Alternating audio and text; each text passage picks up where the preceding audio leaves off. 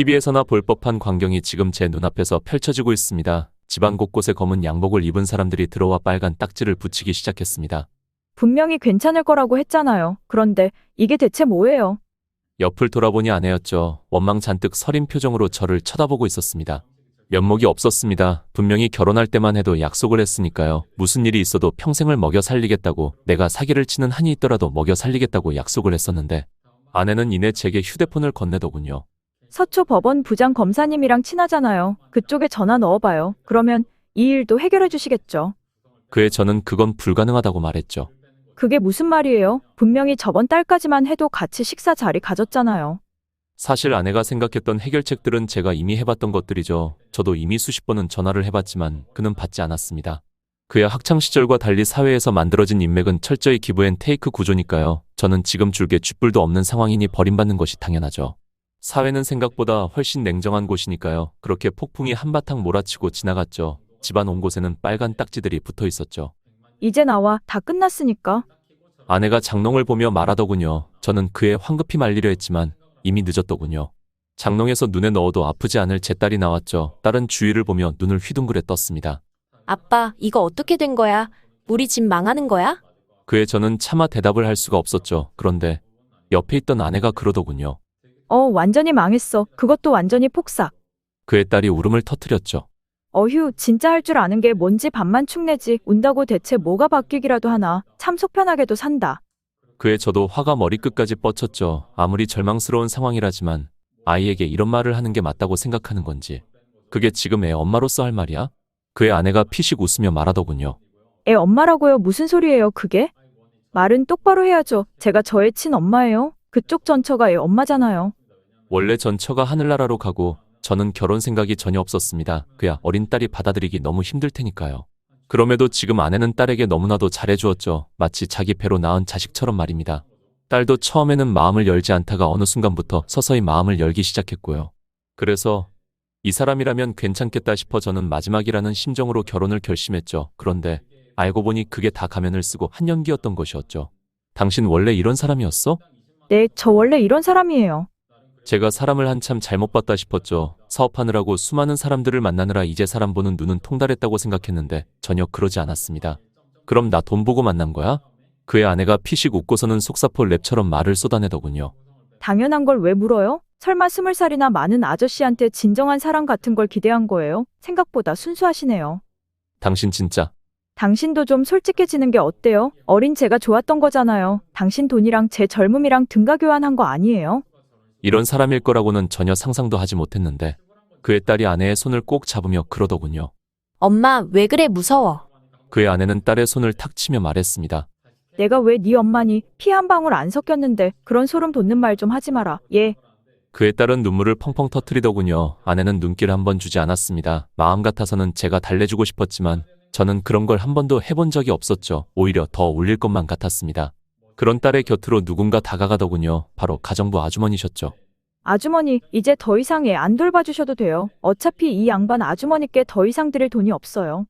입이 거칠던 아내도 왜인지 아주머니에게만큼은 험한 말을 쓰지 못했죠. 무언가 함부로 하기 힘든 그런 아우라를 지닌 분이셨죠. 그녀의 이름은 수정씨였습니다. 이름만큼이나 고귀한 분위기를 지닌 신기한 분이셨죠. 왜 가정부로 일하고 계신가 싶을 정도로 말입니다. 아주머니, 이 양반 더 이상 돈 못 드린다니까요. 그만하세요. 그럼에도 수정씨는 전혀 아랑곳하지 않고 딸을 달래주었죠. 딸도 조금씩 울음이 그치기 시작하더군요. 참 신기했습니다. 그의 아내가 수정씨를 쳐다보며 말하더군요. 아주머니, 제가 아주머니 생각해서 말씀드리는 건데 아주머니 외모면 어딜 가든 취업 잘하실 거예요. 괜히 아까운 외모 여기서 썩히지 말고 빨리 다른 곳에 재취업하시는 게 좋을 겁니다. 여기서 400만 원 받았죠. 이제 한 푼도 못 받을 거예요. 아주머니 집안 안 좋으셔서 돈 많이 버셔야 하잖아요. 그의 수정씨가 저를 힐끔 보더군요. 마치 저 말이 사실이냐고 물어보는 듯했죠. 저는 차마 대답을 할 수가 없었죠. 그야 너무나도 부끄러웠으니까요. 수정씨는 이해를 한 듯 고개를 끄덕이시며 아내를 보며 말했죠. 전혀 상관없습니다. 네? 전혀 예상치 못한 말에 아내가 눈을 휘둥그레 뜨더군요. 사장님이 돈을 못 주셔도 상관없다고요. 일부러 안 주시는 것도 아니니까요. 그게 대체 무슨 소리예요? 그야 저는 애초에 이 집에 돈 때문에 들어온 게 아니니까요. 그의 아내가 픽 웃으며 말하더군요. 말 같지도 않은 소리 좀 하지 마세요. 아주머니 가정부를 돈 때문에 하지 그러면 뭐 때문에 하는데요? 좀 솔직해지는 게 어때요? 가정부라는 일이 애초에 사명감을 가질 수 있는 일도 아니고 그렇게 하는 사람도 없잖아요. 네, 저도 그런 도덕 교과서 같은 이야기 때문에 돈을 못 받아도 괜찮다는 게 아닙니다. 그 말을 하며 수정 씨가 저를 힐끔 보시더라고요. 설마 이 사람 때문이에요? 그의 수정 씨가 입술을 꾹 깨물더군요. 참 취향 한번 유별나시다. 이런 아저씨가 대체 뭐가 좋다고. 에이 설마 그건 아니겠죠. 아주머니 정도 되면 훨씬 어리고 잘생긴 사람도 만날 수 있잖아요. 아무튼 정신 차리고 지금부터라도 다른 집 알아봐요. 여기서 이제 한 푼도 못 받을 테니까 괜히 공백기 길어지면 아주머니도 곤란하신 거 아니에요? 당신 진짜. 그의 아내는 저를 바라보더니 이내 피식 웃으며 말했죠. 뭐 아주머니 인생이 어떻게 되든 그건 제 알 바 아니긴 하죠. 어차피 나만 잘 먹고 잘 살면 되는데 무슨 상관이겠어요. 그 말을 끝으로 아내는 캐리어를 끌고 밖으로 나갔죠. 그게 아내를 마지막으로 본 모습이었습니다. 집에 있는 직원들은 모두 저를 쳐다보고 있었죠. 집이 워낙 크다 보니 집사, 정원 관리사 등 많은 사람들이 있었죠. 마치 아내의 말이 사실인 듯 묻는 듯 했죠. 그에 저는 입술을 꾹 깨물고서는 말할 수밖에 없었습니다. 아내의 말이 맞습니다. 이제부터 여러분들께 더 이상 보수를 지급해드릴 수가 없을 것 같습니다. 지금까지 저를 믿고 와주셨는데 정말 너무 죄송합니다. 그 뒤에 저는 말을 덧붙였죠. 다만 저는 지금까지 그랬던 것처럼 다시 살아날 것입니다. 그때까지만 같이 버텨주신다면 어떻게든 제가 보답하겠습니다. 제 이름을 걸고 말이죠. 그야 지금 회사가 부도 처리가 난 것은 아니니까요. 회생 가능성은 있었죠. 정말 힘들겠지만 어떻게든 다시 살릴 방법은 있을 겁니다. 아니 정말 냉정하게 하나하나 세세하게 따져가며 생각하면 다시 살아날 확률은 1%도 안 될 것 같네요.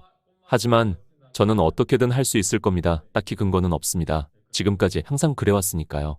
그러니까 저를 믿고 버텨주세요. 지금까지 그래왔듯 저는 해낼 겁니다. 하지만 저도 그런 제 자신을 확신하지 못했는지 눈빛이 조금 떨리더군요. 나름 마음을 단단히 먹었는데 티가 나긴 하더군요. 확실히 말에 어폐가 있긴 했습니다. 물론 회사를 운영하며 그간 수많은 위기가 있었지만 이번 건은 비교도 안 되게 큰 위기니까요.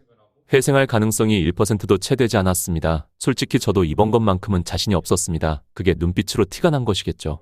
그런 제 눈빛을 본 직원들은 하나, 둘씩 집에서 빠져나가기 시작했습니다. 저는 입술을 꽉 깨물었습니다. 제 자신도 저를 못 믿는데 그 어떤 직원이 저를 믿고 여기 남아있을까요? 너무나도 당연한 것이었습니다. 정말 막막했죠. 정말 희박한 확률이지만 회사를 살리기 위해서는 정말 회사 일에만 올인을 해야만 했죠. 침몰하는 배라 하더라도 선장은 계속 노를 저어서 살려낼 생각을 해야만 했죠. 그렇게 된다면 딸을 돌볼 수도 없을 겁니다. 아직 너무나도 어린 제 딸은 혼자서는 생활을 하지 못할 것이고요. 정말 너무나도 막막했죠. 직원들이 다 떠나면 제 딸을 돌봐줄 사람이 없으니 말입니다. 그렇다고 제가 딸을 볼 수 있는 상황도 아니었고요. 정말 너무나도 암울했죠. 그런데 이내 부드러운 음성이 들리더군요. 사장님, 의외의 음성에 저는 그쪽으로 시선을 돌렸죠. 이내 눈을 휘둥그레 뜰 수밖에 없었습니다. 다른 직원들은 모두 자리를 비웠는데 수정 씨께서는 남아 계셨으니까요. 저는 남아있겠습니다. 저는 도저히 믿을 수가 없었죠. 분명히 돈들 못 드린다고 말씀을 드린 걸로 알고 있는데요. 그 사실도 분명히 인지한 걸로 알고 있고요. 그에 대해 말을 하자 이내 말을 꺼내셨습니다. 괜찮습니다. 사장님 따님분이라면 상관없습니다. 처음에는 저를 놀리는 건가 했었는데 이내 그녀의 눈빛을 보고서는 그게 아니라는 걸 알 수 있었죠. 아무리 봐도 그저 던지는 말로 하는 것 같지는 않았죠. 대체 왜? 그야 저로서는 도저히 이해를 할 수가 없었죠. 그야 돈을 더 이상 못 주는데 남아있을 이유가 없지 않습니까? 그의 수정씨가 싱긋 웃으시며 말씀하시더군요. 그거야 다른 이유가 필요할까요? 사장님의 따님분이시니까요. 네?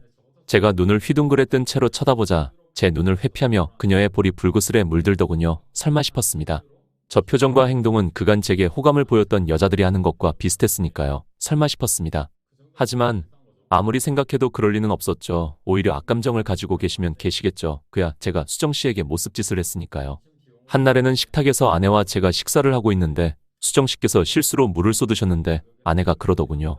아니 이런 사람을 대체 왜 뽑았어요? 그러니까 제가 말했죠. 아무리 얼굴 반반하더라도 중학교 졸업이면 뽑지 말자고 그랬잖아요. 이것 봐요. 이것 하나 제대로 못하잖아요. 아내는 왜인지 모르겠지만 수정씨에게 열등감이 조금 있어 보였죠. 저로서는 이해가 되지 않았지만 왜인지 모르게 풍겨지는 고급진 분위기 때문이었겠죠. 제 아내는 아무리 비싼 명품으로 둘러도 가질 수 없는 분위기와 아우라를 그녀는 아무리 화려한 옷을 걸치고 있더라도 지니고 있었으니까요. 이번 기회에 좋은 건수를 잡았다 싶은 표정이었습니다. 이내 아주머니를 힐끔 돌아보며 말하더군요. 아, 아주머니 계셨구나. 죄송해요. 계신 줄 모르고 제가 말실수를 했네요. 평소에는 아무렇지 않던 수정 씨의 동공이 요동치기 시작했죠. 그걸 보며 아내는 가식적인 표정을 지으며 말하더군요. 부모님 일찍 돌아가셔서 형제들 키우려면 먼저 사회로 나가실 수밖에 없으셨는데, 아이고 죄송해요. 이 몹쓸 입이 잘못이지. 자기 입을 치며 말하더군요. 표면적으로는 미안해 죽을 것 같아 보였지만 실상은 그렇지 않았죠. 완전히 수정 씨를 후벼 파는 말이었으니까요. 아내도 그 사실을 너무나도 잘 알고요. 자기 안 그래요. 마음 같아서는 한 소리 하고 싶었지만 괜히 싸우기 싫어서 대충 넘어가기로 했죠. 그냥 밥이나 먹자. 딸도 자고 있어서 괜히 언성을 높였다가는 안 좋겠다 싶어서 말했었죠. 그저 넘어가기 위한 말이었는데 수정 씨에게는 너무나도 큰 상처이신 듯했죠. 수정 씨의 동공이 지진난 듯 요동치기 시작했죠. 너무 죄송스러웠습니다. 원래 그럴 의도는 아니었는데 본의 아니게 큰 상처를 드렸죠. 나중에 사과를 하려고 했지만 기회가 나지 않더군요. 결국 어영부영 넘어가고 지금까지 오게 된 것이죠. 회사 일이 너무 바쁘기도 했고요. 그걸로 혹시 앙심을 품으신 건 아니실지 걱정이 되었죠. 따님분은 제가 잘 맡겠습니다. 그러니 사장님께서는 회사 운영에만 집중하시는 게 맞을 것 같습니다. 저로서는 이런 수정 씨의 태도가 이해가 되지 않았죠. 그 말을 듣고도 제게 감정이 있다는 건 말이 안 되니까요. 아니 오히려 그 사건을 계기로 앙심을 가졌을 수도 있죠. 솔직히 말하면 무척이나 걱정이 되었습니다. 물론 과대 해석일 수도 있지만 하나뿐인 딸이기에 모든 가능성을 고려할 수밖에 없었죠. 제가 없는 사이에 딸에게 해코지를 하면 저는 막을 수 있는 상황도 아니니까요. 그러면 잘 부탁드리겠습니다.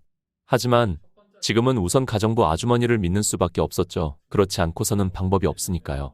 딸 잠깐만 볼까? 이내 저는 딸과 작은 방으로 들어왔죠. 그리고는 딸에게 휴대폰을 건네며 말했습니다. 혹시라도 위험한 상황 오면 여기 한번 꾹 눌러. 아빠가 무슨 일이 있어도 당장 달려갈 테니까. 직장에서 집까지의 거리는 꽤 있지만 딸을 위해서라면 속도 위반을 해서라도 빨리 올 요량이었죠. 그의 딸이 저를 빤히 보더니 그러더군요. 혹시 가정부 아주머니가 나한테 나쁜 짓 할까봐 걱정되는 거야? 그에 저는 차마 입을 뗄 수가 없었죠. 그야 정말 호의라면 제가 의심하는 것은 너무나도 몹쓸 짓이니까요. 아주머니 그런 분 아니셔. 지금까지 나한테 얼마나 잘해주셨는데. 물론 괜한 의심일 수도 있죠. 그렇다면 정말 너무 죄송스러운 일이지만 딸을 위해서는 정말 조금의 위험이라도 고려를 해야만 했죠. 그러면 다녀올게. 우리 딸 무슨 일 있으면 꼭 전화하고. 저는 엘리베이터를 타고 아래층으로 내려갔죠. 평소에는 주차장에서 기사님이 대기하고 계신데 오늘은 없었죠. 봉급이 없어지니 바로 칼같이 출근을 그만두신 것이죠. 저는 택시를 잡아서 회사로 출근을 했습니다. 회사 내부로 들어가니 평소와 달리 직원들의 자리가 많이 비어 있었죠. 그야 당연한 겁니다. 침몰하는 배에서도 사장은 계속해서 노를 저어야 하지만 직원들은 구명보트를 타고 다른 곳으로 떠나면 그만이죠. 그게 바로 사장과 직원의 차이였죠. 저는 이내 경리에게 물어봤죠. 아직도 코로나는 줄어들 기미가 전혀 보이지 않습니까? 네, 오히려 가면 갈수록 확산세가 훨씬 더 심해지고 있습니다. 일전에 전례가 없을 정도로 어마어마한데 팬데믹이 올 것으로 예상이 되고 있습니다. 전문가들의 전망도 모두 동일하고요. 그의 미간이 찌푸려졌죠. 이건 정말 어떻게 예상할 수가 없는 사고, 아니 재앙이었죠. 코로나 전까지만 하더라도 저희 항공사는 중소 항공사임에도 불구하고 꽤나 매출이 잘 나왔습니다. 조금만 더 하면 대형 항공사들과 견줄만 할 정도로 성장세가 가팔랐죠. 코로나가 터지며 모든 게 물거품으로 돌아갔죠. 대형 항공사들의 수요도 엄청나게 줄어들었는데 저희 같은 중소 항공사의 수요는 말할 것도 없죠. 엄청나게 박살이 났습니다. 분명 한 달이면 끝나겠거니 했지만 코로나의 확산세는 그칠 생각이 없었죠. 사장님, 전무님이 지금 잠깐 뵐 수 있냐고 하시는데 어떻게 할까요? 머리가 지끈하더군요. 지금 전무가 어떤 말을 할지는 듣지 않아도 너무나도 뻔했으니까요. 하지만 마주봐야만 했죠. 회피한다고 뭐 어떻게 되는 게 아니니 말입니다. 들어오라고 하세요. 네, 사장님, 오랜만입니다. 전무가 씩 웃으며 자리에 앉더군요. 저 음흉한 웃음에서 무슨 생각을 하고 있는지 말을 하지 않아도 다 느낄 수 있었죠. 이내 그가 말을 꺼내더군요. 그간 항공업계에서 몇십 년간 몸 담고 있었지만 이런 전례 없는 위기는 처음이라 참 곤란하네요. 뭘 어떻게 하든 방법이 없을 것 같습니다. 원래라면 아무리 방법이 없어 보이는 상황이라고 한들 해결책을 찾아야 하는 게 사업이 아닐까요? 그에 제가 말했죠. 그러면 그냥 침몰하는 걸 가만히 앉아서 지켜보고 있자는 말입니까? 그에 아차 싶었는지 말하더군요. 지금 손님들을 유치하기 위해서 승무원들 전원 마스크 의무 지급, 항공기 내부 공기 방역 시스템을 도입 중에 있습니다만 역시나 쉽지 않을 것 같습니다. 저희뿐 아니라 다른 항공회사들도 힘든 상황이고요. 왜인지 하고 싶은 말이 있지만 빙빙 돌리는 느낌이었죠. 그에 제가 말했습니다. 하고 싶으신 말이 뭡니까? 그의 전무가 저를 보더니 이내 조심스럽게 입을 뗐죠. 지금이라도 회사를 매각하는 게 좋을 것 같습니다. 그에 제 눈살이 찌푸려졌죠. 역시나 제가 예상한 반응 그대로였으니까요. 저는 그의 말도 안 되는 소리 말라고 했죠. 지금 이 회사를 위해서 평생을 바쳤는데 힘들어졌다고 그걸 극복할 생각은 하지 않고 그걸 냉큼 팔 생각을 한다니요. 게다가 그 말을 한 게 저와 창업 초창기 멤버라는 사람이었던 게 충격이었죠. 그에게 있어서도 지금 이 회사는 자기 전부와 다름없을 텐데 그의 전무가 말을 꺼내더군요. 아무리 봐도 코로나는 종식될 것 같지 않습니다. 지금이라도 빨리 팔아서 넘기는 편이 좋을 것 같습니다. 그나마 지금이 가장 값이 비쌀 때입니다. 지금 빨리 팔아서 넘기는 게 사장님을 위한 겁니다. 물론 그의 말도 일리는 있긴 합니다. 아주 틀린 말은 아니었죠. 하지만 거기에는 틀린 말이 하나 있었죠. 그게 저를 위한 거라고요? 당연하죠. 사장님도 지금 회사를 팔아서 몇 억이라도 챙기시는 편이 좋지 않습니까? 물론 몇 억 정도는 챙길 수 있을 겁니다. 하지만 그건 제가 평생을 바친 대가 치고는 너무나도 형편없었죠. 그 결정이 정말 저를 위한 겁니까? 이 회사를 살릴 생각은 하지 않고 매각해서 겨우 몇 억을 챙기는 선택이 정말 저를 위한 거라고 할 수 있습니까? 이 회사에 들어간 비용만 해도 몇 억은 한참 넘을 테니까요. 아마 몇십억은 좋게 넘겠죠. 회사를 정리하고 몇 억을 챙긴다고 한들 어차피 제 인생은 답이 없죠. 그에 저는 눈을 가늘게 뜬 채로 말했죠. 그건 전무님을 위한 선택이지 않습니까? 그게 대체 무슨 말씀이십니까? 지금 회사를 정리한다면 몇 억 정도는 나올 테니까요. 그걸 명목으로 전무님은 퇴직금을 빵빵하게 챙기고 나가셔서 투자로 돈을 불리시려는 게 목적 아닙니까? 그의 전무는 전곡을 찔린 듯 한동안 말이 없더군요. 이내 입을 뗐습니다. 사장님, 저에겐 저만 바라보고 있는 아내와 토끼 같은 딸이 있습니다. 가장이라는 무게 때문에 이런 선택을 할 수밖에 없다는 점 양해 부탁드립니다. 전무님, 그건 저도 마찬가지입니다. 아니, 오히려 지금 시점에서 회사를 팔아도 어차피 저는 빚더미입니다. 제 딸의 인생도 끝장이죠. 물론 전무님이야 전혀 상관없으시겠죠. 퇴직금만 받아 나가시면 끝장이니까요. 그의 전무가 입술을 꾹 깨물고서는 말하더군요. 하지만 어차피 이렇게 가서는 답이 없는 거 너무 잘 아시지 않습니까? 어차피 이렇게 버틴다고 한들 상황은 더 안 좋아지기만 할 겁니다.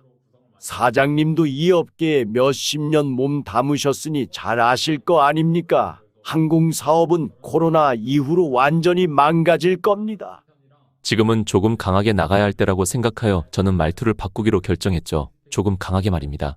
그건 다른 항공사들도 동일하지 않나. 네? 반대로 말해서 지금 코로나 시기에 버틸 수만 있다면 코로나가 끝나고 우리가 이 업계를 사실상 독점하는 거나 다름없지 않은가? 그의 전무는 주먹을 꽉 쥐더군요. 분명 맞는 말이긴 했으니까요. 코로나가 아무리 강하다고 한들 언젠가는 종식이 될 테니까요. 그때 살아남은 회사가 모든 걸 다 먹을 수 있겠죠. 조금 솔직해지는 게 어때? 그 기간을 버틸 자신이 없으니까 회사를 팔자는 거 아닌가? 그 기간 동안 버티는 것보다 회사를 팔면 자네 퇴직금도 나올 테니 그걸로 지금 당장 자네 배를 불리고 싶은 게 목적 아닌가? 코로나가 시작되면 당장 자산 가격의 폭등이 시작될 테니까요. 지금 정부에서도 화폐를 풀려고 준비 중이고요. 아마 지금 돈을 어디에 넣든 자산 가격이 엄청나게 폭등을 할 건 분명했죠. 전무는 영리한 사람이니 이 점을 명확하게 캐치하고 있었죠. 그건 자네를 위한 거지 나를 위한 건 아니지 않나? 내가 이 회사에 얼마나 애정이 많은지 잘 알지 않은가? 아니 어차피 이 회사를 팔면 나는 빚더미에 앉아서 나나 내 딸 인생도 끝장일세. 자네도 너무 잘 알고 있지 않은가? 더 이상 사장님을 위한다는 말이 통하지 않자 그가 입장을 바꾸더군요. 직원들의 불만이 엄청날 겁니다. 괜찮네. 나만 믿고 따라와주는 사람이 있으면 되니 말이야. 그의 전무는 피식 웃으며 말하더군요. 사장님, 정신 차리시는 게 좋을 것 같습니다. 지금 코로나에 대한 불안감 때문에 고객님들이 아예 오고 있지 않은 상황입니다. 지금 같은 상황에서 계속 버티시겠다고요? 직원들 월급은 어떻게 하실 겁니까? 방법이 있겠지. 언제나 그랬듯 나는 방법을 찾을 것이고 직원들도 그런 내 모습을 너무 잘 알고 있으니 잘 따라올 테지. 그의 전무가 눈을 가늘게 뜬 채로 말하더군요. 과연 그럴까요? 얼마 지나지 않아 지금까지 남아있는 직원들이 이쪽으로 모두 올라왔죠. 이 사람들 앞에서 한번 말해보시죠. 당분간 월급을 못 줄 텐데 나만 믿고 계속 따라오라고요. 그의 차마 말이 떨어지지 않더군요. 이 사람들 모두 가정과 직장이 있습니다. 그럼에도 몇 달 안이 길면 몇 년 동안 무급으로 계속 있어달라는 건 너무나도 큰 욕심이었죠. 그럼에도 저는 말을 해야만 했죠. 그것만이 제가 살아남을 수 있는 유일한 방법이니까요. 제게 더 이상 물러설 곳은 없었으니까요. 앞으로 향후 몇 개월, 아니 길면 몇 년 동안은 월급을 드릴 수 없을 겁니다. 하지만 코로나는 반드시 언젠가는 끝날 겁니다. 그때 이후에는 저희 기업이 이 항공시장을 독점할 겁니다. 저는 남아 계시기로 결정을 하시는 직원분들에게는 스톡 옵션을 드리겠습니다. 때가 되면 어마어마한 보수를 받으실 수 있을 겁니다. 물론 강요를 하는 것은 아닙니다. 싫으신 분들은 내일부터 출근을 안 하시면 됩니다. 그의 직원들의 눈에 불안함이 서려지는 것을 느낄 수 있었죠. 한 직원이 손을 들고서는 말을 하더군요. 저 사장님 하나만 질문해도 될까요? 네, 말씀하세요. 그렇게 되면 지금 나가는 직원들 퇴직금은 어떻게 되나요? 그의 주먹이 꽉 쥐어졌죠. 역시나 그들은 침몰하는 배에서 구명보트를 타고 떠날 생각이었죠. 그에 비해서 사장인 저는 여기서 계속해서 어떻게든 침몰하는 배를 살리려고 노를 저어야만 하고 말이죠. 그들이 잘못된 것은 아닙니다. 직원에게 사장만큼의 책임감은 강요하는 것은 아니니까요. 하지만 몇 년 동안 같이 했는데 망하려는 기미가 보이자 바로 발을 빼려고 하는 게 참. 그건 제가 어떻게든 마련해 드릴 테니까 걱정하지 마세요. 그의 직원들은 영 못 믿어온 표정을 지었죠. 그냥 지금이라도 나가는 게 맞는 거 아닌가? 사무직 임금 체불만 몇 달째인데 퇴직금 같은 걸 줄 수 있을 리가 없지. 그래, 무슨 퇴직금이야. 지금이라도 포기하고 지금 나가자. 그러니까 지금부터라도 빨리 정리하고 터는 게 맞지. 어제부터 회사 안 나오기로 한 녀석들 생각이 맞았네. 혹시나 해서 괜히 출근했네. 시간 아깝게. 스톡옵션 같은 걸로 희망 고문 당할 바에야 그냥 다른 회사 취직해서 월급 따박따박 받는 게 낫지. 그냥 나가자. 어차피 항공업계는 끝이야. 이제는 아예 사장 취급도 하지 않았죠. 하긴 당연하긴 합니다. 월급을 주지도 않는데 사장 취급해주는 게 이상한 것이죠. 그럼에도 저는 말했습니다. 물론 출근하고 하지 않고는 여러분들의 자유입니다만 내일 출근해서 있으신 분들은 제가 어떻게든 책임지겠습니다. 제 이름을 걸고 말이죠. 굳건한 의지가 느껴졌는지 직원들은 그에 더 이상 잡음이 없더군요. 이내 제가 입을 뗐습니다. 우선 오늘은 일찍들 들어가세요. 다들 생각 정리가 필요하실 테니까요. 그 말을 끝으로 저는 택시를 타고 집으로 돌아가기 시작했습니다. 머릿속에는 어떻게 하면 지금 이 상황을 반전시킬 수 있을지에 대한 고민뿐이었죠. 그런데 부재중 전화를 보고서는 그 생각이 완전히 다 날아갔습니다. 딸에게서 부재중 전화가 와 있었으니까요. 분명히 위급한 상황이 오면 전화하라고 했는데 딸에게 다시 전화를 걸어보니 받지 않더군요. 몇 번을 걸어도 받지 않았습니다. 식은땀이 줄줄 나기 시작하더군요. 대체 무슨 일이 있을까 머릿속에는 온갖 불안한 시나리오들이 펼쳐지기 시작했죠. 기사님, 최대한 빨리 가주세요. 부탁드립니다. 규정 속도가 있는데 어떻게 그럴 수가 있나요? 요금 3배 쳐드리겠습니다. 이러시면 곤란한데 거참. 말과는 달리 택시기사는 악셀을 밟기 시작했죠. 원래라면 30분이나 걸릴 거리였지만 10분 만에 올 수 있었죠. 저는 아파트 단지에 도착하자마자 급히 뛰어서 115동에 도착하고서는 엘리베이터를 탔죠. 타고 집으로 올라왔죠. 집에 올라오고서는 머리가 백지장 마냥 새하얗게 물들었습니다. 분명히 집에 있어야 할 딸과 수정씨가 없으셨죠. 혹시나 싶은 불안감이 역시나 맞았던 것이었죠. 저는 급하게 전화를 걸었지만 가정부 아주머니도 전화를 받지 않으셨죠. 제 딸도 전화를 받지 않았고요. 그때서야 아차 싶었습니다. 예전에는 집에 직원이 많아서 보는 눈이 많아서 제 딸에게 해코지를 할 수 없었겠죠. 하지만 지금은 다르죠. 집에는 딸과 수정씨뿐이니까요. 이제 남은 거라고는 딸뿐인데 정말 인생이 끝난 것만 같았죠. 이제 대체 뭘 바라보고 인생을 살아야 할까요?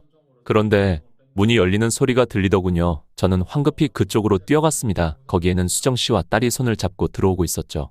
도대체 어떻게 된 건가 싶었죠. 저는 황급히 뛰어가서 딸에게 말했죠. 괜찮아? 아무 일도 없었어? 그의 딸은 눈을 멀뚱멀뚱 뜬 채로 저를 보더군요. 무슨 일이 있긴 무슨 일이 있어? 딸의 표정은 너무나도 순진무구해 보였죠. 아, 아주머니가 밖에서 솜사탕 사주셨어. 그의 제 눈이 휘둥그레 변했죠. 딸의 고사리만한 손에는 솜사탕이 있더군요. 대체 뭐가 어떻게 된 건가 싶었습니다. 이내 수정씨가 허리를 푹 숙이며 말씀하시더라고요. 아, 밖에 나간다고 미리 문자 드렸어야 했는데 못 드렸네요. 죄송합니다, 사장님. 그의 딸이 수정씨를 빤히 바라보더니 말하더군요. 그게 왜 언니 탓이에요? 제 탓이죠. 언니라고? 응, 엄청 똥아니시잖아. 그래서 언니라고 부르기로 했어. 그의 저는 수정씨를 쳐다봤죠. 확실히 엄청나게 동안이시긴 했습니다. 40대라고 알고 있는데 그냥 언뜻 보기에는 20대랑 차이가 없었죠. 확실히 외모나 고급진 분위기나 가정부 아주머니와는 한참 동떨어지신 분이셨죠. 그래서 뽑은 것도 있었지만 언니는 밖에 나갈 거면 사장님한테 전화 드려야 한다고 계속 말했는데 그러면 솜사탕 아저씨가 사라질 것 같아서 내가 빨리 나가자고 해서 그런 거야. 그러니까 언니 잘못이 아니라 민지 잘못이야. 그의 수정씨가 머쓱한 표정을 짓더군요. 수정 언니는 잘못 없어. 혼낼 거면 나를 혼내. 정말 너무나도 죄송스러웠죠. 무급으로 딸을 봐준다는 수정씨에게 감사는 못할 망정 오히려 의심을 한 꼴이니 말입니다. 그것도 전혀 어떤 근거도 없이 순전히 제 간만으로 말입니다. 그에 제가 말했죠. 죄송합니다. 아니에요. 사장님, 제가 깜빡하고 문자 안 드린 제 잘못이죠. 무슨 일이 있었어도 문자를 드렸어야 했는데. 오히려 수정 씨는 본인이 사과를 하셨죠. 이런 사람을 의심했다는 것이 너무나도 죄송스러웠죠. 제가 나중에 식사 대접 제대로 하겠습니다. 정말 죄송합니다. 그의 수정 씨는 저를 빤히 바라보더니 이내 제 손을 꼭 잡으셨죠. 갑작스러운 터치에 당황스러울 수밖에 없었습니다. 이내 저를 빤히 바라보며 말하시더군요. 정말 괜찮습니다. 저라도 하나밖에 없는 딸이라면 아무리 작은 가능성이라도 고려할 수밖에 없을 테니까요. 그래도 뭐 조금 서운하긴 하네요. 얼굴이 화학 달아올랐죠. 그런 저를 보시더니 피식 웃으시며 말씀하셨죠. 이내 제가 사과를 드리려는 찰나 제 손을 꼭 잡으며 그러시더군요. 사장님은 회사에만 집중하세요. 지금 회사를 살리시는 게 더 급선무이시잖아요. 정말 감사합니다. 대신 약속은 꼭 지키세요. 네? 밥 거하게 대접하겠다는 약속 말이에요. 대신 그때는 민지는 빼고 저희 단둘이요. 그 말을 하며 얼굴을 붉히시는데 제 심장도 쿵쾅쿵쾅 뛰기 시작했죠. 하지만 지금은 수정 씨 말대로 그런 걸 신경 쓸 때가 아니었죠. 지금은 회사를 살리는 데만 집중을 해야 하니까요. 그렇게 회사에만 미친 듯 몰입을 해도 될까 말까 한데 애매하게 발을 걸쳤다가는 망하는 게 너무 확실했죠. 그러면 저는 회사로 출근해 보겠습니다. 네, 다녀오세요. 저는 택시를 타고 회사로 출근하기 시작했죠. 수정 씨 덕분에 이제 집에는 신경 안 쓰고 회사에만 집중해도 되겠다는 확신이 들었으니까요. 너무 다행이었습니다. 사장실에 들어가서는 어떻게 하면 지금 상황을 살릴 수 있을지 구상을 계속 해나갔죠. 정말 생지옥이 따로 없었습니다. 일론 머스크가 그런 말을 한 적이 있죠. 창업이라는 것은 유리를 씹어먹으며 깊은 구렁텅이를 바라보는 것과 똑같다고요. 그 말에 저는 전적으로 동의합니다. 저 혼자서 모든 걸 감당해야만 했죠. 잘못되면 저는 독박을 쓰고 망하는 것이고 직원들은 빠져나가면 그만이죠. 휴대폰을 보니 그렇게 연락이 오던 여자들도 모두 연락이 끊어졌더군요. 예전에는 아내가 있는 걸 알고도 어떻게든 붙어 먹으려고 하더니 저희 회사가 힘들어졌다는 소식이 들리자마자 모두 귀신같이 연락을 받지 않더군요. 참 인간은 재미있다 싶었습니다. 그러니 왜인지 다시 열정이 끓어오르기 시작하더군요. 그들에게 보여주고 싶었습니다. 다시 일어서서 그 사람들이 후회하게 만들어주고 싶었죠. 그렇게 밤새서 사장실에서 지금 상황에 대한 해결책들을 생각하기 시작했죠. 이내 좋은 아이디어들이 몇 가지 떠오르더군요. 이걸 믿고 함께 해줄 직원들 몇 명만 있으면 지금 상황도 충분히 해볼 만할 거라는 생각이 들었습니다. 아침에 해가 뜨고 사장실 밖으로 나가보니 평소에는 그렇게 꽉 채워져 있던 직원들의 책상은 모두 비어 있었죠. 그렇게 아양방구를 다 떨던 비서는 벌써부터 이적 소식이 들렸죠. 참 사람이 재미있다 싶었습니다. 유일하게 딱 한 명 남아있더군요. 바로 계약직 경리였습니다. 20대 중반이라는 어린 나이에 저희 회사가 첫 회사였죠. 그에 제가 다가가서는 말했죠. 정말 여기 계속 남아 계셔도 괜찮으십니까? 그의 경리는 저를 빤히 바라보더니 이내 말하더군요. 아니요, 사실 괜찮지는 않아요. 그러면 지금이라도 다른 곳에 이직을 하시는 것이 좋을 것 같습니다. 괜히 여기서 커리어 꼬이면 복잡해집니다. 그야 망한 회사에 몇 년 동안 몸담고 있는 경력은 어떠한 도움도 되지 않으니까요. 이력서에는 몇 년 동안 공백기를 가진 것이나 다름없죠. 사실 원래라면 희망 고문을 해서 남아있게 하는 편이 저에게 낫지만 왜인지 그녀에게는 그러고 싶지 않았습니다. 지금 창창하게 꿈을 펼쳐야 하는 나이에 저한테 괜히 묶여있는 건 너무나도 아까웠으니까요. 물론 저도 비합리적인 건 알아요. 그냥 다른 회사에 취업하는 게 맞다는 걸 알고 있고요. 왜인지 첫 회사라 그런지 도저히 떠날 수가 없었어요. 여기서 있었던 일들이 모두 처음이고 너무 좋았으니까요. 그에 제가 말했죠. 앞으로 몇 달 안이 길면 몇 년 동안 월급을 못 드릴 텐데 정말 괜찮으십니까? 네, 괜찮아요. 그 말을 하며 제게 그러더군요. 사장이 분명 약속하셨잖아요. 같이 버티면 나중에 훨씬 큰 보상이 주어질 거라고요. 저는 사장님을 믿어요. 왜 그렇게 생각하십니까? 그간 이런 상황이 수도 없이 많았음에도 사장님은 결국 어떻게든 방법을 찾아내셨으니까요. 사실 확신은 없었습니다. 저조차도 지금 상황을 헤쳐나갈 수 있을 거라는 생각은 전혀 안 들었으니까요. 이전엔 경험했던 위기들은 장난으로 느껴질 정도로 이번에는 강도가 셌으니까요. 전혀 겪어본 적 없던 유례없는 큰 위기였죠. 그런 제 마음을 느꼈는지 경리가 그러더군요. 걱정하지 마세요. 사장님이라면 하실 수 있을 테니까요. 경리가 저를 보며 환한 미소를 짓더군요. 사장님은 제가 봤던 그 누구보다 강하신 분이니까요. 그의 왜인지 저도 할 수 있을 거라는 생각이 들기 시작하더군요. 저도 제 자신이 맞는지 잘 모르겠지만 왜인지 할 수 있을 거라는 자신감이 들었습니다. 그리고 얼마 지나지 않아 한 사람이 더 회사로 돌아오더군요. 바로 우리 회사의 부장이었습니다. 왜 저희 회사 같은 중소 항공사에 들어왔는지 이해가 안 될 정도의 엘리트였죠. 사장님, 저도 함께 하겠습니다. 자네도 월급을 받지 못할 것인데 괜찮나? 부장도 우리 회사 말고 충분히 더 좋은 선택지가 많을 텐데요. 그의 능력은 워낙 출중하니까요. 괜찮습니다. 사장님 도와주다가 망하는 것쯤이야. 그럴 수도 있죠. 정말 너무 고맙네. 너무나도 든든했죠. 부장은 사실상 저희 회사에서 핵심이라고 할 수 있을 만큼 주요 인물이었으니까요. 그가 낸 아이디어 덕분에 저희 회사가 엄청나게 성장해서 여기까지 올 수 있었던 것이죠. 지금 상황에서 너무나도 필요한 인재였습니다. 이내 저희는 회의실 내부로 들어갔죠. 이내 경리가 먼저 말을 꺼내더군요. 혹시 제가 먼저 발언해도 괜찮겠습니까? 상당히 의외였죠. 부장이나 제 귀에 눌려서 전혀 말을 못할 줄 알았는데 말입니다. 부장도 그의 흥미서린 눈빛으로 경리를 쳐다봤죠. 말씀해보세요. 기대되네요. 그의 경리가 머쓱한 표정을 지으며 그러더군요. 그러면 미천한 의견이지만 한번 말해보겠습니다. 그 순간부터 경리의 눈빛이 확 변하더군요. 처음 보는 사뭇 진지해 보이는 표정이었습니다. 그녀의 눈빛에는 열의가 가득했죠. 사장님, 일단 손님들의 우려를 막기 위해서 승무원들과 기장들뿐 아니라 손님들까지 모두 마스크를 의무적으로 착용시키는 편이 좋을 것 같습니다. 그렇게 되면 아무래도 손님들의 감염병 확산에 대한 우려가 많이 누그러질 테니까요. 코로나 방역을 위해서 미국에서 생산된 좋은 품질의 공기 방역기도 설치해야 하고요. 분명히 그녀의 의견이 맞긴 했습니다.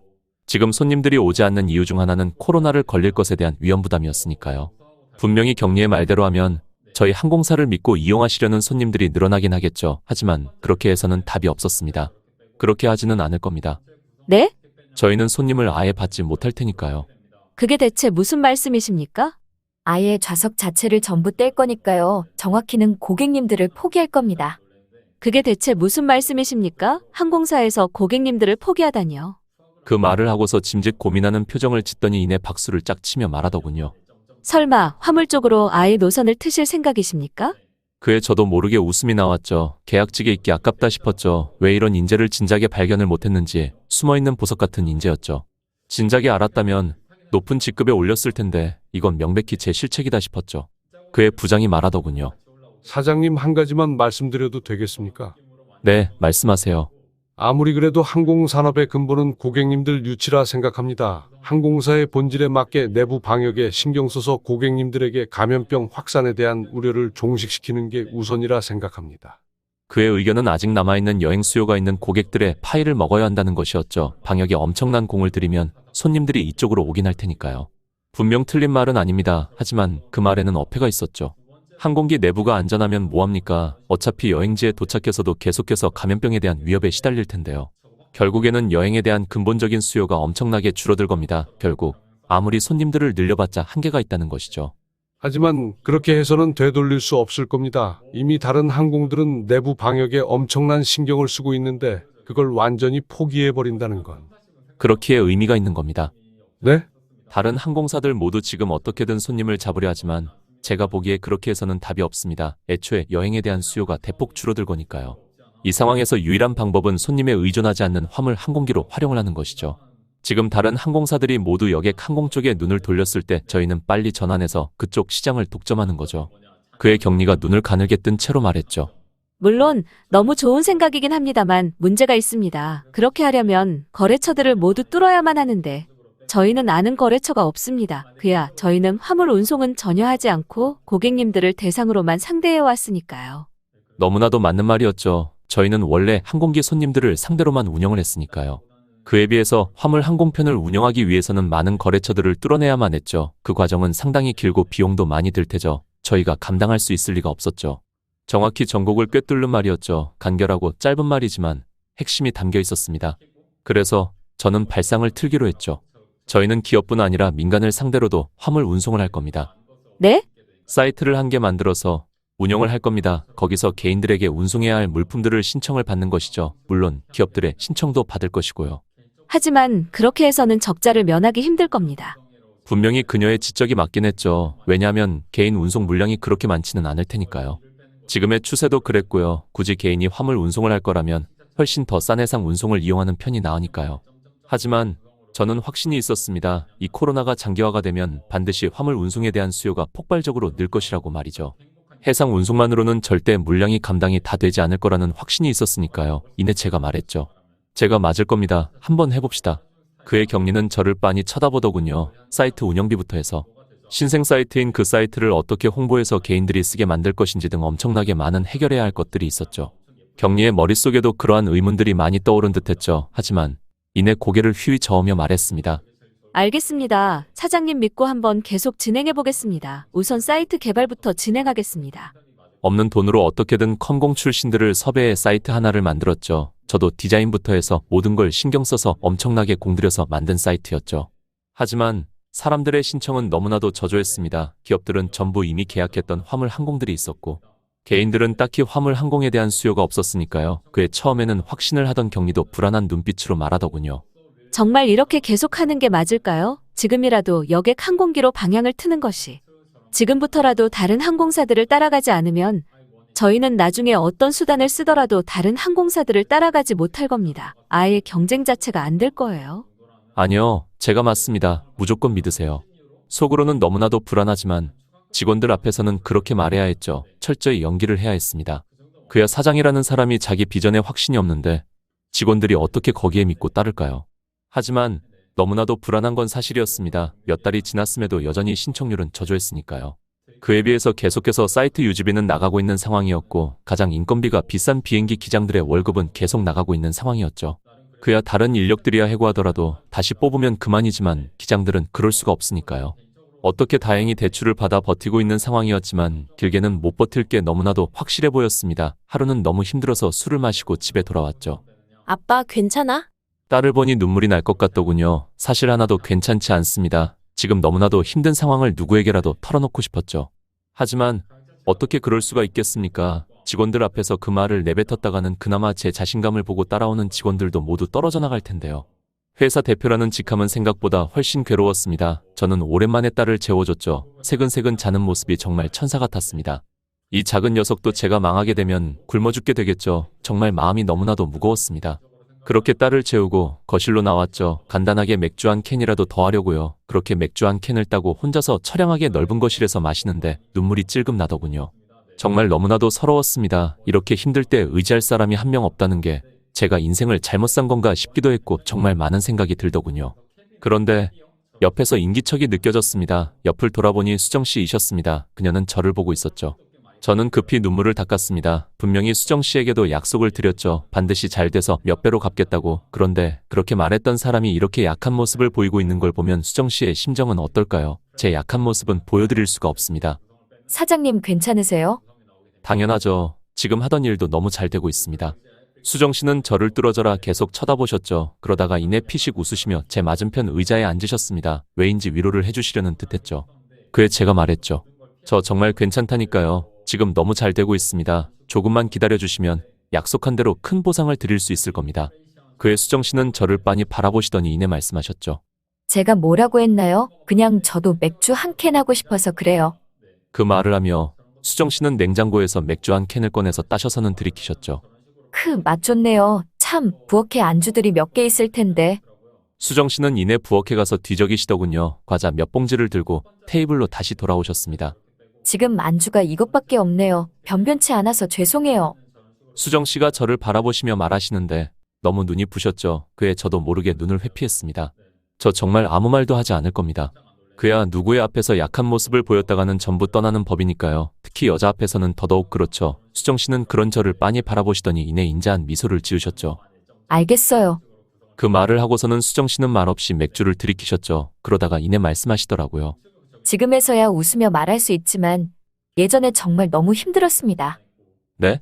갑작스러운 고백에 당황할 수밖에 없었죠. 제가 고등학교 다니던 때 갑자기 전화가 한 통 왔었어요. 부모님 두 분 모두 교통사고로 돌아가셨다고.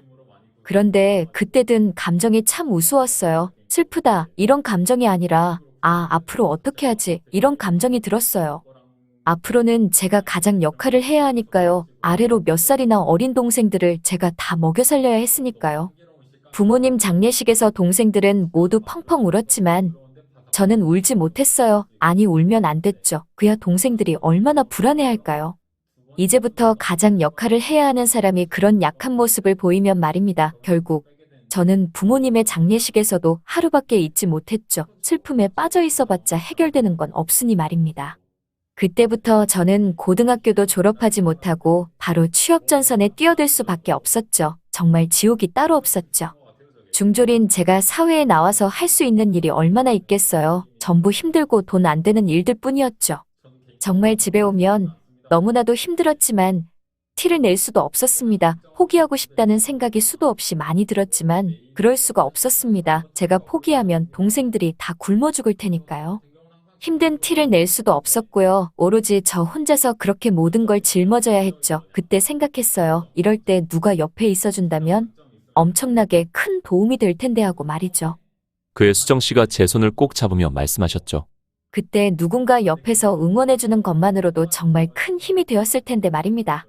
그 이후로 더 이상 추가적인 말은 안 하셨지만 무슨 말을 하고 싶으신지는 알겠더군요.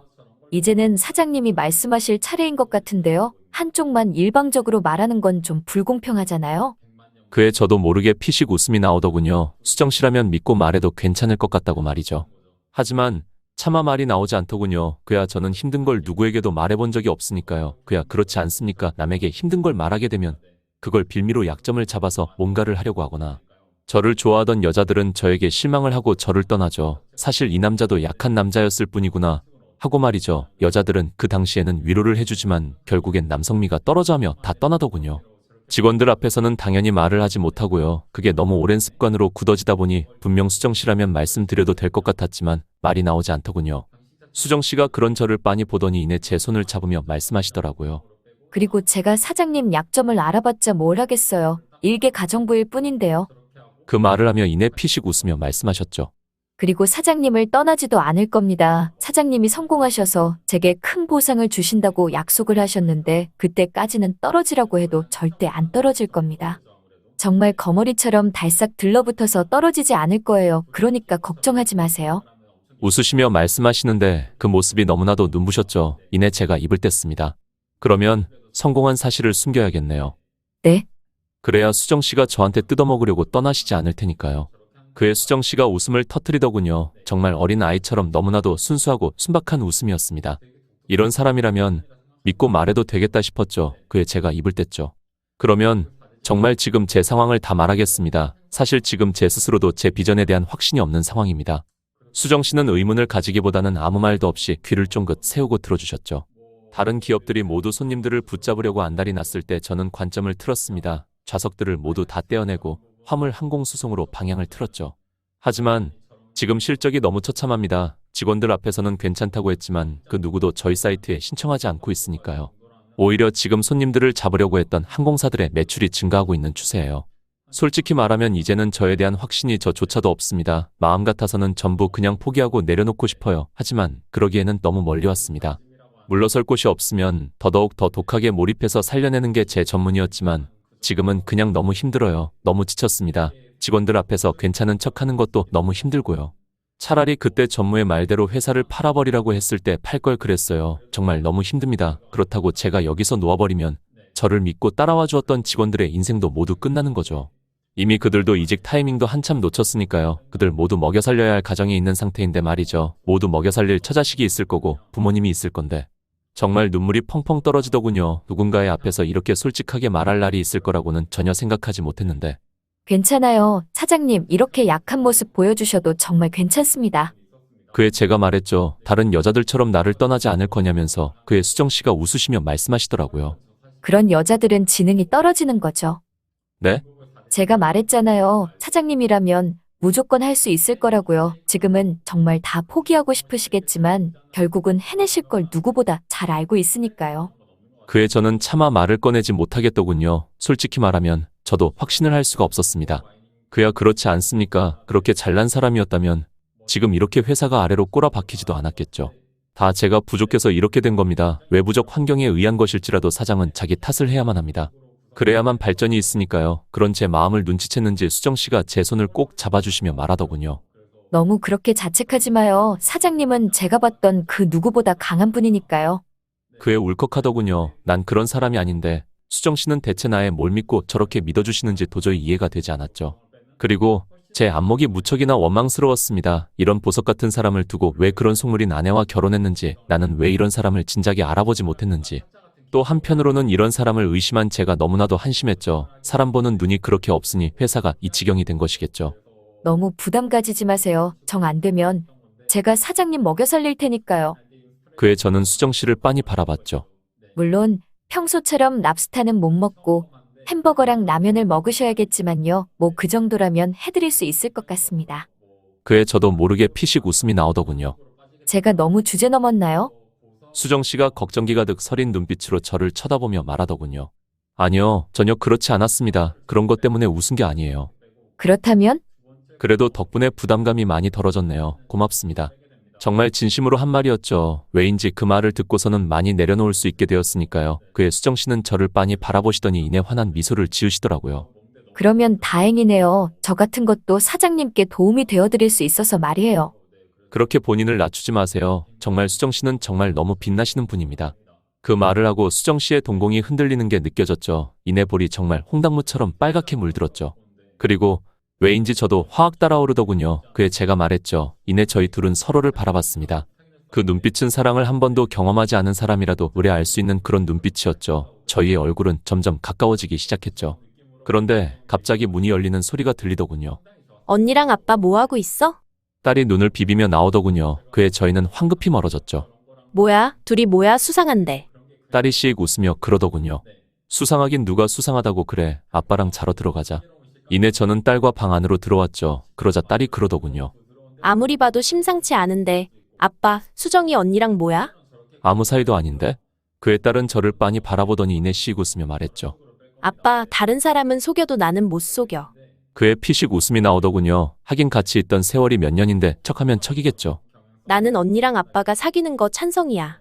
그의 저는 이상한 소리 하지 말고 일찍 자라고 했죠. 그의 딸이 말하더군요. 언니랑 같이 있을 때 언니 아빠 얘기 엄청 많이 해. 사장님 정말 너무 멋있는 분이라고.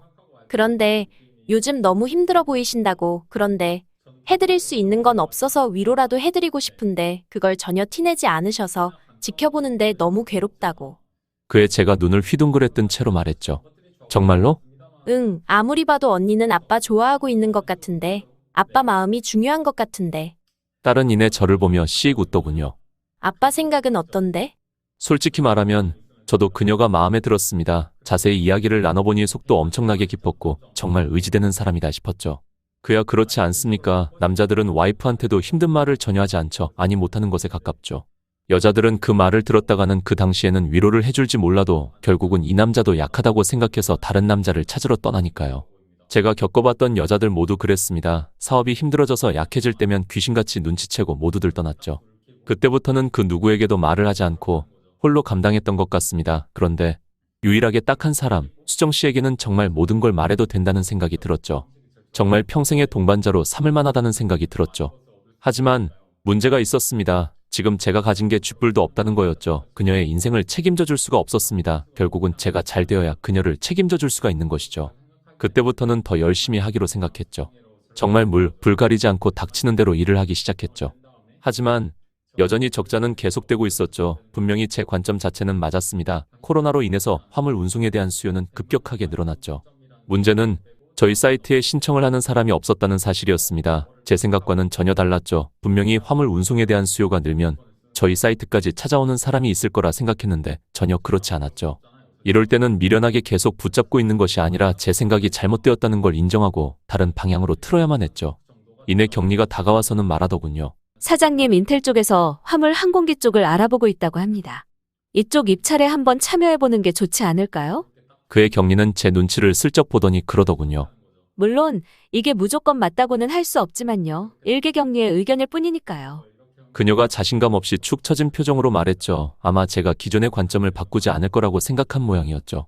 원래 사장들이 다 똥고집이 심하지 않습니까? 저도 그럴 거라고 생각한 모양이었죠. 아니 실제로도 그랬었죠. 그녀의 질의 짐작이 아니라요. 하지만 이제부터의 저는 그렇지 않죠. 전에는 오로지 혼자 모든 걸 감당해야 한다는 생각에 너무 힘들었지만 제 의견을 무조건 지지해주는 사람이 있다는 것만으로도 왜인지 부담이 많이 덜어졌으니까요. 그러면 지금 당장 출장 일정 잡아줘요. 정말이십니까? 그의 격리가 기쁜 표정을 지으며 말하더군요. 제가 관점을 바꿀 거라고는 전혀 상상도 못한 대답이었던 듯 했죠. 네, 저도 마침 지금 관점 전환이 필요하다고 생각하고 있던 참이니까요. 네, 알겠습니다. 그러면 지금 당장 일정 잡아드리겠습니다. 오늘 저녁 비행기로 잡아드리면 될까요? 네, 시간이 없었습니다. 입찰 일정까지는 정말 얼마 남지 않았으니까요. 저는 미국행 비행기에 타서 부랴부랴 프레젠테이션을 준비하기 시작했죠. 비행기 안에서는 잠도 거의 자지 않고 그 준비만 했죠. 그럼에도 전혀 지치지 않더군요. 그야 이번 건에 남은 평생이 달려있다고 봐도 과언이 아니니까요. 인텔 입찰권만 따내면 개인들의 신청도 급격하게 증가할 테니까요. 그야 그렇지 않습니까? 세계적인 기업인 인텔이 믿고 계약한 기업이라는 좋은 홍보 수단이자 보증수표가 있을까요? 그렇게 정신없이 준비하다 보니 이내 미국에 도착했습니다. 여기도 팬데믹의 영향이 심했죠. 거리에 모든 사람들이 마스크를 쓰고 다녔습니다. 공항에 도착하고 입찰이 열리기로 예정된 호텔에 택시를 타고 가려고 했는데 선글라스를 쓴 서양인이 제게 다가오더군요. 혹시 이번 입찰에 참여하시는 세안항공 대표님이십니까? 그에 제가 맞다고 대답하자 따라오라고 하더군요. 어리둥절했습니다. 대체 누군지 알고 따라가나요? 제가 자리에서 움직이지 않고 가만히 있자 아차 싶었는지 명함을 내밀며 그러시더군요. 아, 제 소개부터 먼저 해드려야 하는데 실수를 했네요. 저는 이런 사람입니다. 이내 저는 명함을 건네받았죠. 인텔 부사장님의 개인 운전 기사분이셨죠. 대체 뭐가 어떻게 된 건지 싶었죠. 이내 그분을 따라가니 검은색의 고급 리무진이 나오더군요. 타시죠. 그분이 리무진 문을 열어주시며 말했죠. 도저히 지금 상황이 적응되지 않았습니다. 이런 대우는 인텔에서 정말 중요하다고 생각되는 협력사 회사에나 제공해주는 서비스였으니까요. 아무리 생각해도 저희 회사가 이런 대우를 받을 입장은 아니었죠. 그야 저희도 입찰에 참여하는 입장이었을 뿐이니까요. 이내 리무진을 타고 그쪽에 공개 입찰이 열리는 호텔에 도착했죠. 거기에 가니 입찰에 참여할 수많은 기업인들과 인텔 직원들로 보이는 사람들이 있었죠. 연회장은 무척이나 시끌벅적했습니다. 저도 그쪽에 서 있는데 갑자기 정적이 흐르기 시작했죠. 저 멀리서 인텔 부사장님께서 걸어 나오고 계셨으니까요. 사실상 이번 입찰의 결정권자라고 봐도 무방하신 분이셨죠. 모두의 시선이 그쪽으로 쏟아졌습니다. 그런데 이상했습니다. 그분은 저를 계속해서 응시하고 계셨으니까요. 마치 저를 보기 위해서 나오신 것 같은 착각이 들 정도였죠. 그런데 이내 저와 시선이 마주치시더니 이내 씩 웃으시며 제 쪽을 향해 걸어오시기 시작하셨죠. 이내 제 앞에서 걸음이 멈췄습니다. 세안항공 사장님 맞으시죠? 그의 모두의 눈이 휘둥그레 변했죠. 모두들 수군대는 소리가 들리더군요. 그야 듣도 보도 못한 기업인데 인텔의 부사장이 직접 나와서 맞이하고 있으니 말이죠. 저도 지금 상황이 이해가 가지 않는데 다른 사람들은 어떨까요? 말할 필요도 없죠. 네, 맞습니다만. 그의 씩 웃으시며 말씀하시더군요. 그러면 자세하게 이야기를 나눠볼까요? 이내 부사장님과 저는 같이 걸어가기 시작했죠. 모두 눈을 휘둥그레 뜬 채로 저를 쳐다보더군요. 이내 부사장님께서 먼저 말을 꺼내셨습니다. 제가 보내드렸던 리무진은 어떻게 마음에 드셨습니까? 지금 상황이 도저히 이해가 안 될 정도로 무척이나 호의적이셨습니다. 처음에는 너무 의아했습니다. 엄청나게 많은 회사들이 입찰에 참여할 텐데 왜 굳이 저만 이렇게 특별 대접을 해주시는지 말입니다.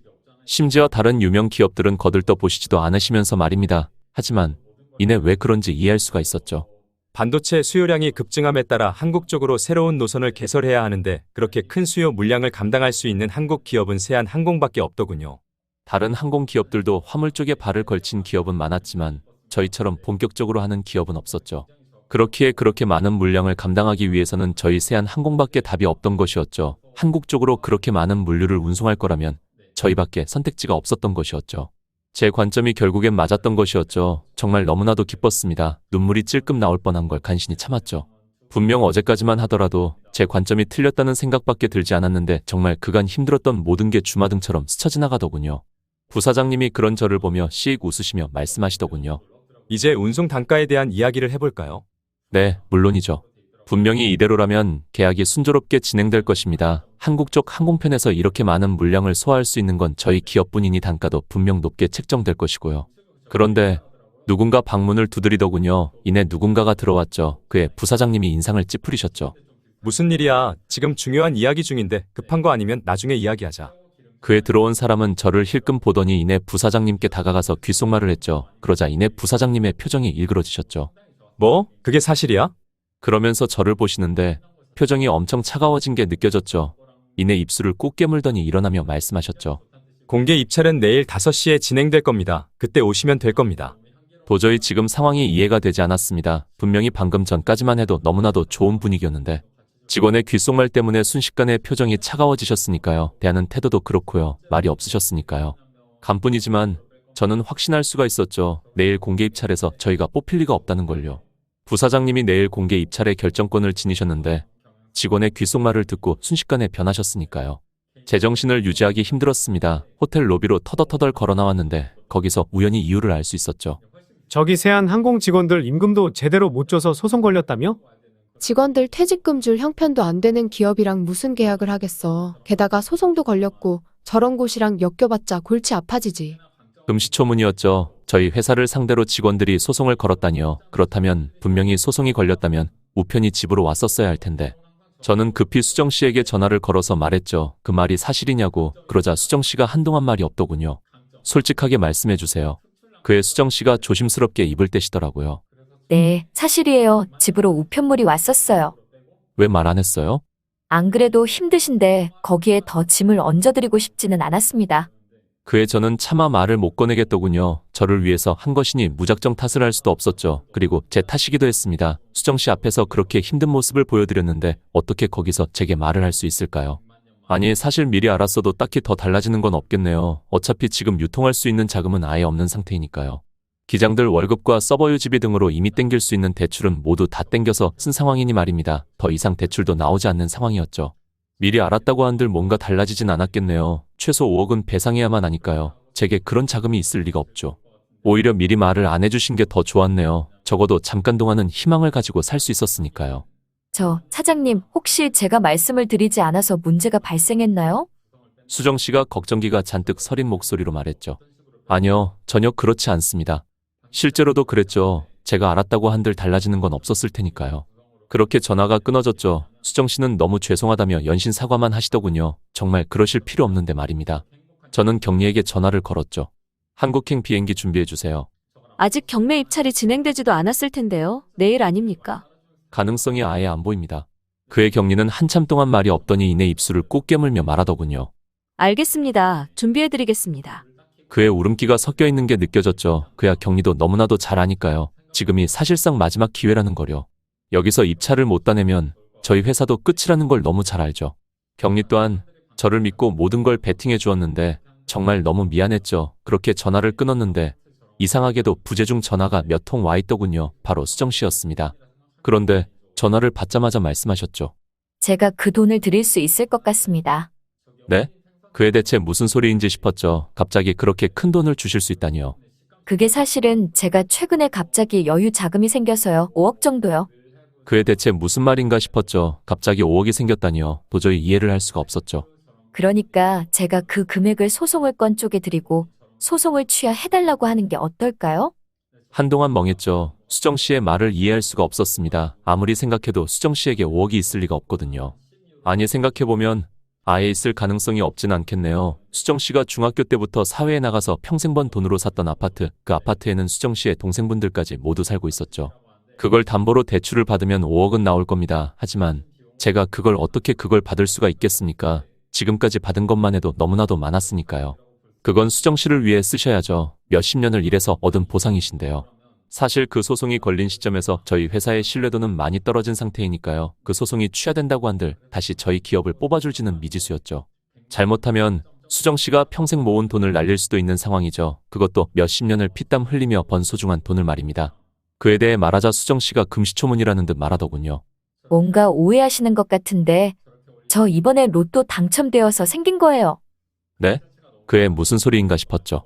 이번에 로또 1등이 세금 떼고 딱 5억이 들어오거든요. 참 저는 운이 좋은 사람이라니까요. 분명 거짓말일 테죠. 제 부채의식을 덜어주려는 거짓말 말입니다. 분명 거짓말일 테지만 그 당시에 저는 그걸 믿을 수밖에 없었습니다. 그렇게 해야만 일말의 가능성이라도 생기니까요. 인텔 부사장님께서 저희 회사를 다시 봐줄 그 일말의 가능성 말입니다. 지금 제겐 그거 말고는 방법이 없으니 말입니다. 정말 염치 없지만 저는 그 말을 할 수밖에 없었죠. 그러면 부탁드리겠습니다. 그 말을 하고서 수정 씨는 기쁜 음성으로 말하셨죠. 네, 그러면 지금 당장 보내겠습니다. 다음 날 공개 입찰 장소에 가게 되었죠. 오늘 여기서 제 회사의 운명이 결정이 나게 되죠. 아니, 제 회사뿐 아니라 제 인생과 제 딸의 인생, 수정 씨의 인생. 정말 많은 게 걸려 있었죠. 어깨가 정말 너무나도 무거웠습니다. 조금만 건드려도 토할 것 같더군요. 부담감과 압박감이 정말 너무 심했습니다. 원래 사장이라는 것이 한 번의 선택으로 직원들 몇백 명의 목숨이 걸려 있다 보니 이런 것에는 익숙해진 것을 떠나서 오히려 즐길 수 있게 되었지만 이번만큼은 도저히 그러지 못하겠더군요. 정말 제 직원뿐 아니라 가족, 수정 씨의 인생 모두 걸린 베팅이니 제 정신을 유지하기가 너무나도 힘들었죠. 얼마 지나지 않아 인텔의 부사장님께서 나오셨습니다. 그러면 지금부터 공개 입찰을 시작하겠습니다. 이내 공개 입찰이 시작되었죠. 유럽 쪽 항공편은 경쟁이 정말 치열했습니다. 서로 단가를 엄청나게 낮추는 덤핑 경쟁이 계속되었죠. 그에 비해서 아시아 쪽은 상대적으로 경쟁이 덜했습니다. 그 중에서도 한국 쪽 항공편은 유일하게 저희만 있었죠. 저는 그의 손을 들었죠. 혹시라도 그때 느꼈던 제 감이 잘못된 것이라는 기대를 하며 말이죠. 하지만 인텔 부사장님은 저를 못 본 척 하시며 말씀하셨죠. 한국 쪽 항공 운송을 해주실 기업 없으십니까? 단가는 잘 쳐드리겠습니다. 단가를 잘 쳐준다는 말에 원래라면 생각이 없던 기업들도 침을 꿀꺽 삼키더군요. 그럼에도 그 누구도 선뜻 손을 들지 못했습니다. 이내 서로 눈치를 보더니 이내 일본 쪽 항공회사 이사가 손을 들고서는 말하더군요. 저희가 한국 쪽도 한번 도전해 보겠습니다. 그의 모두의 눈이 휘둥그레졌죠. 그야 일본 쪽 회사에서 한국 쪽 항공편을 운영하게 된다면 일본에서도 세금을 맞고 한국에서도 세금을 맞아서 너무 떼이는 게 많으니까요. 한마디로 이중 과세가 무척이나 심하죠. 아무리 인텔 측에서 받는 단가가 세더라도 이중 과세를 맞으면 남는 게 없을 테죠. 그뿐만 아니라 한국과 연락해서 그 항공편을 뚫는데도 엄청난 비용과 시간이 들어갈 테니까요. 아무리 단가가 세더라도 결국에는 손해일 게 너무나도 분명했죠. 물론 세안항공이 제시한 금액보다 비싸긴 할 겁니다만 다른 나라들이 제시한 금액보다는 쌀 겁니다. 일본과 한국은 가까우니 일본에 들리기 전에 잠깐 들려서 내리고 가면 되니 운임 비용은 적게 드는 편이죠. 그리고 실제로 제시한 금액도 저희보다는 비쌌지만 그렇게 비싸지는 않았죠. 직원들 임금 체불로 소송 걸려서 자금 난인 기업보다는 조금 비싸더라도 믿고 쓸 수 있는 저희 회사를 이용하시는 게 맞지 않습니까? 그의 인텔 팀장님도 고개를 끄덕이고서는 일본 회사의 낙찰을 말하려는 찰나 누군가 그에게 다가와서 귓속말을 속삭였죠. 그리고는 이내 인텔 팀장님이 눈을 휘둥그레 뜬 채로 저를 쳐다보며 말했습니다. 세안항공이 제시한 단가가 얼마라고요? 그에 저는 원래 준비했던 단가를 말했죠. 일본 쪽보다는 꽤나 싼 가격이었습니다. 하지만 일본 쪽 항공사장은 피식 웃더군요. 단가가 더 싸더라도 임금이 체불된 불안한 기업을 뽑을 리가 없다고 생각한 모양이었죠. 이내 인텔 부사장님이 입을 뗐습니다. 한국 쪽 항공편은 세안항공으로 정하겠습니다. 그의 일본 항공사장이 말하더군요. 도저히 이해가 되지 않는 듯한 표정을 지으면서 말이죠. 직원 임금마저 체불되는 기업을 대체 뭘 믿고 주시는 겁니까? 그의 인텔 부사장님이 말했습니다. 그건 뭔가 오해가 있었던 것 같군요. 네? 소송은 취하되었고 소송을 걸었던 직원들이 착오를 해서 그런 거라고 하더군요. 임금 체불은 애초에 없었다고 하더군요. 본인들의 입으로 했던 말이니 확실할 겁니다. 그 말을 듣고서는 저도 의아할 수밖에 없었죠. 임금 체불이 없었다니요. 분명히 임금 체불이 된 것은 사실인데요. 아무튼 한국 쪽 항공편은 세안항공으로 결정되었습니다. 이의는 받지 않도록 하겠습니다. 이내 입찰이 끝나고 호텔 밖으로 나왔는데 어안이 벙벙했습니다. 정말 이게 사실인가 싶은 감정밖에 들지 않았죠. 대체 이게 어떻게 된 일인가 싶었죠. 임금 체불이 일어나지 않았다니요. 몇 개월간 임금이 밀린 것은 명백한 사실이었는데요. 이내 골똘히 생각을 해보니 이 사실을 아는 것은 경리와 저와 수정씨밖에 없었죠. 경리는 아닐 테고 설마 수정씨가 한 건가 싶은 의아한 감정이 들었죠. 그에 저는 수정씨에게 전화를 드렸죠. 그러자 처음에는 자기도 모르겠다고 하더니 이내 제가 계속해서 묻자 그러시더군요. 그쪽에서 2억을 더 얹어주면 좋게 말해주겠다고 하더라고요. 그래서 그냥 더 보태서 넣어줬어요. 설마 신용대출을 받으신 겁니까? 그럴 리가 없잖아요. 로또 1등에 당첨되었다고 말씀드렸잖아요. 알고 보니 당첨 금액이 5억이 아니라 7억이더라고요. 명백한 거짓말이었죠. 그렇지 않아도 어제 전화가 끝나고 나서 근로 계약서를 달라고 하셨습니다.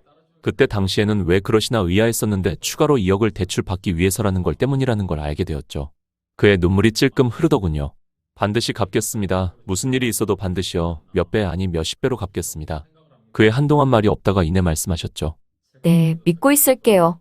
그 뒤로 저는 국내로 들어왔습니다. 아직은 할 일이 많았죠. 인텔과 계약한 것뿐이지 아직 국내에 화물 운송 파이는 먹지 못한 상태니까요. 지금부터가 본격적인 시작이라 볼 수 있죠. 국내에 들어오자 저 큰 TV에서 보도가 되고 있더군요. 세안항공이 인텔과 한국편 항공화물 독점 계약을 맺었다고요. 그런데 갑자기 경리에게서 전화가 걸려오더군요. 사장님, 지금 저희 서버가 터졌습니다. 그에 아찔했죠. 지금부터가 본격적인 시작인데 사이트가 다운되면 아무것도 할 수가 없었죠. 설마 그간 밀린 서버 유지비 때문인가 싶었죠. 그의 경리가 말하더군요. 그게 아니라 저희 사이트에 항공 운송을 신청하려는 고객님들이 너무 많아져서 사이트가 터져버렸습니다. 네? 그에 저는 황급히 저희 나라의 제일 유명한 검색 사이트에 들어가 봤죠. 거기에는 실시간 검색어 1위에 저희 항공이 떠 있었죠.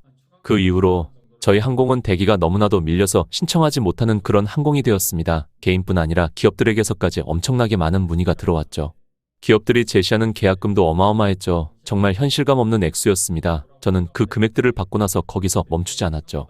코로나 팬데믹이 장기화가 되면서 여객에 의존한 항공사들은 버티지 못하고 엄청나게 싼 가격으로 항공기를 던질 수밖에 없었죠. 저희 항공은 그걸 엄청나게 싼 값으로 매입을 하고서는 그걸 통해서 화물 운송량을 더욱 더 늘리기 시작했죠. 한마디로 물 들어올 때 노를 제대로 젓기 시작한 것이었죠. 어떻게 잡은 기회인데 너무나도 놓치기 싫었습니다. 정말 너무나도 어렵게 얻은 기회라는 것을 알기에 제 모든 걸 갈아 넣었습니다. 그렇게 정신없이 일만 하다 보니 어느새 화물 운송업계에서는 다른 항공 쪽 대기업들도 따라오지 못하는 부동의 원탑 기업이 되었죠. 다른 항공 기업들도 뒤늦게 항공운송 쪽으로 시선을 돌렸지만 저희 회사가 이미 압도적인 점유율을 가진 이후였기에 이쪽에 진입을 하더라도 얼마 버티지 못하고 모두 다 떨어져 나갔죠. 하지만 저는 여기서 만족을 하지 않았습니다. 이후로는 코로나가 슬슬 끝날 때쯤에는 다시 여객 쪽으로도 시선을 돌렸죠. 그때는 이미 수많은 항공사들이 정리된 상황이었기에 여객 쪽의 파이도 저희가 거의 다 먹을 수 있었죠. 기존에 살아남아 있던 항공사들도 이미 많은 항공기를 팔아치운 상황이었기에 손님들을 얼마 받지도 못했고요. 결과적으로 저희는 항공과 화물운송 모든 파이를 먹을 수 있게 된 것이었죠. 그 뒤부터 통장에 꽂히는 액수는 너무나도 비현실적이었습니다. 이게 가상게임 머니가 아닌가 생각이 들 정도로 말입니다. 그러던 어느 날 전화가 한 통 걸려오더군요. 바로 전 아내였습니다. 무슨 일인가 싶어서 전화를 받아봤죠. 자기, 나 이번 주 주말에 시간 비는데. 이번에 호텔 같이 가지 않을래? 나 엄청 예쁜 곳 예약해놨어. 너무 어이가 없어 말이 나오지 않더군요. 너무나도 의도가 뻔하더군요. 정말 뭐 이렇게 낯짝이 두꺼운 사람이 있나 싶었죠. 그러자 이내 전 와이프가 그러더군요. 설마 전에 말했던 거 아직도 담아두고 있는 거야? 장난이었어, 장난. 에이, 설마 그거 가지고 삐진 거야? 미안해, 자기가 그렇게 상처받을 줄 몰랐어. 저는 너무 어이가 없어 대꾸도 하지 않고 전화를 끊었죠. 어떻게 이렇게 뻔뻔한 인간이 있을 수 있는지. 저는 집으로 돌아왔습니다. 정말 보답해야 할 사람은 따로 있었으니까요. 수정 씨는 환한 웃음을 지으며 저를 기다리고 계셨죠. 오셨어요? 네, 믿어주신 덕분이에요. 그게 왜 저 덕분이에요? 사장님이 워낙 뛰어나신 분이니 가능했던 거죠. 그에 저는 고개를 절레절레 흔들며 말했습니다. 아니요, 전혀 그렇지 않습니다. 저는 수정 씨가 아니었다면 도중에 포기했을 겁니다. 그에 수정 씨가 고개를 절레절레 흔들려 하자 제가 손을 잡고서는 말했죠. 제 상태에 대해서는 그 누구보다 제가 잘 압니다. 수정 씨가 아니었다면 저는 도중에 포기했을 거예요. 이렇게 잘 된 것도 다 수정 씨 덕분입니다. 그의 수정 씨가 쑥스러운 미소를 지으시며 그러셨죠. 뭐 그렇게까지 말하신다면 뭐 그런 걸로 하죠. 그렇다면 이전의 약속은 지키시는 건가요? 무슨 약속이요? 이내 그 생각이 났죠. 당연하죠. 앞으로 평생을 책임지겠습니다. 손에 물 한 방울 묻히지 않을게요. 그의 수정 씨는 활짝 웃으시며 말씀하셨죠. 너무 좋아요. 말없이 그 광경을 바라보던 딸이 엄지손가락을 치켜세우며 말했죠. 아빠 최고야. 이후로는 수정 씨와 정말 행복하게 살고 있습니다. 민지는 분명히 다른 뱃속에서 태어났지만 정말 자기 아이처럼 예뻐해 주셨죠. 그뿐만 아니라 이후로도 사업하면서 크고 작은 힘든 일이 있었지만 그때도 엄청나게 의지가 되어 주셨죠. 정말 이런 사람 없다 싶었습니다. 수정 씨를 만나는데 평생 운을 다 썼다고 해도 과언이 아닐 정도였죠. 하지만 아무래도 수정 씨도 사람이다 보니 저희 사이에는 다툼들이 조금씩 일어나기 시작했죠. 아무리 잘 맞는 사람이라도 각자 몇십 년을 다른 곳에서 생활했으니 당연한 것이겠죠. 솔직히 말하면 사랑이라는 감정은 사라진 지 오래입니다. 수정 씨를 봐도 더 이상 심장은 뛰지 않으니까요. 싸울 때마다 헤어지고 싶은 생각이 들 때도 있습니다. 그야 지금 저에겐 이전과 달리 너무나도 많은 옵션들이 생긴 상태이니까요. 누가 보더라도 객관적으로 가진 게 많으니까요. 하지만 그럴 때마다 예전 생각을 하면 마음이 차분해집니다. 제가 정말 쥐뿔도 없을 때 사랑으로 저를 보듬어주고 저도 제 자신을 못 믿을 때 무조건적으로 믿어주던 사람. 정말 이런 사람 없다 싶은 생각이 들죠. 굳이 사랑이 아니라 이런 감정 또한 결혼을 지속하는 동력이겠죠? 이상으로 사연 마치겠습니다. 구독을 눌러주셔야만 사연자분의 뒷이야기가 올라왔을 때 알림을 받아 보실 수가 있게 됩니다.